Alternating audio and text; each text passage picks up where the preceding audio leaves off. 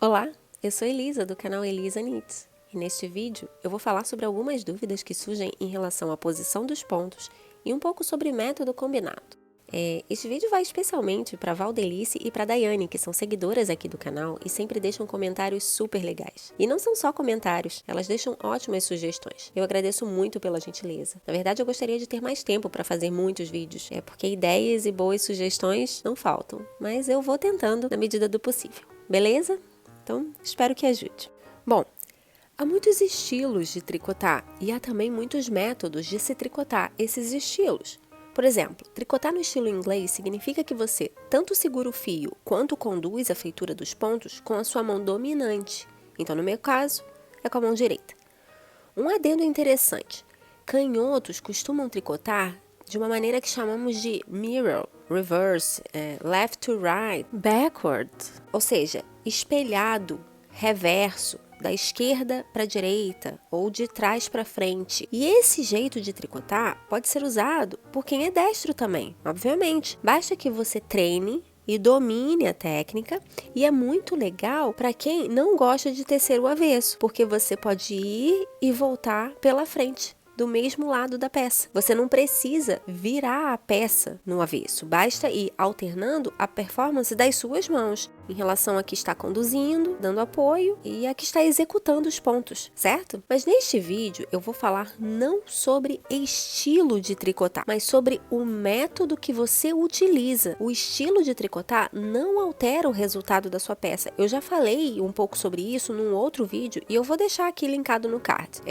Você pode tecer a sua peça mudando de estilo, inclusive se te for conveniente. Eu mesma teço no estilo continental e no estilo inglês o mesmo projeto. Eu alterno dependendo do que for mais conveniente para mim. Por exemplo, se eu estiver tecendo uma carreira inteira em ponto tricô, eu sou muito mais eficiente segurando o fio com a mão direita. Então o importante é entender isso, que o estilo de tricotar é o que você preferir, é o que te deixa mais confortável, é o que for melhor para você. Porém, o que realmente importa, e isso sim você tem que ficar atento, é em relação à anatomia do ponto, como os pontos ficam dispostos na agulha, como você laça e de fato produz os pontos. Uma informação necessária: não há errado ou certo. Tricotar é uma técnica milenar e a gente sequer conhece com precisão as origens dessa técnica. Nós temos informações estimadas. O que nós sabemos com certeza é que essa técnica de entrelaçar fios, de produzir uma trama, essa trama produzir uma malha, essa malha produzir uma vestimenta, é de que ela vem sendo aprimorada ao longo do tempo. Então, o que interessa é se você obtém o resultado esperado, beleza? Então, a posição tradicional ou clássica do ponto é assim, com a alcinha da frente voltada para a direita e a alcinha de trás voltada para a esquerda, e com o fio que faz essa barrinha abaixo do ponto assim, esticadinho, bem linear. E as receitas, os gráficos normalmente são disponibilizados considerando esta posição. Portanto, quando há um aumento, uma diminuição, uma laçada, tudo provavelmente estará sendo instruído para ser feito em relação a esta posição. Porque senão, sabe o que pode acontecer? Se o seu ponto já estiver torcido, você pode acabar fazendo uma torção dupla, distorcendo quando é para torcer, ou invertendo o lado da torção. E aí é que mora o perigo, porque você vai se frustrar com o resultado. Então vamos ao que interessa.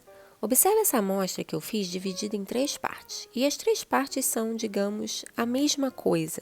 Foram tecidas em ponto meia na frente e ponto tricô no avesso. Observe como as tramas são completamente diferentes uma da outra. Evidente, né? Esta primeira parte da amostra eu teci pegando o ponto meia pela alcinha da frente. Assim, desse jeito. E note que é até um pouquinho mais difícil de pegar, porque a alcinha está voltada para a esquerda. No avesso, eu teci os pontos em tricô pegando pela alcinha da frente, porém laçando-os por baixo, assim. O que aconteceu? Os pontos em tricô ficaram torcidos, e como eu não destorci na frente, ou seja, quando eu teci os mesmos pontos em meia, o efeito ficou assim. O resultado ficou torcido. Agora observe esta outra parte da amostra, que também está com os pontos torcidos. Eu peguei os pontos meia por trás, pela alcinha de trás, assim. E aí, veja como eles ficam. E quando eu teci os mesmos pontos do outro lado, em tricô, eu os teci na posição clássica, laçando-os por cima. Resultado, de novo, uma trama torcida, porque de um lado os pontos foram torcidos e do outro lado os pontos foram tecidos na posição clássica. E agora vamos então para a terceira parte da amostra, que é a parte que a trama ficou alinhada, não ficou torcida. Por quê? Pelo simples fato de que de um lado foi feito torcendo e de outro distorcendo. Veja que eu teci os pontos meia pegando pela alcinha de trás. E aí, quando eu teci os mesmos pontos em tricô, eu fiz os pontos laçando-os de baixo para cima, assim. E o que aconteceu? Os pontos foram distorcidos. E o resultado fica assim. A trama alinhada e os pontos com a alcinha da frente voltados para a direita. Olha aí, não estão torcidos. E este método, onde um lado da peça você tece os pontos torcendo e do outro lado você tece esses mesmos pontos distorcendo-os, é chamado de método combinado. Então observe aí as diferenças e agora quando você observar numa receita a respeito de posição dos pontos, torção, distorção, quando você quiser fazer uma barra torcida ou qualquer coisa assim, você já sabe do que se trata. Veja no avesso como fica. Então é isso, espero que tenha gostado do vídeo.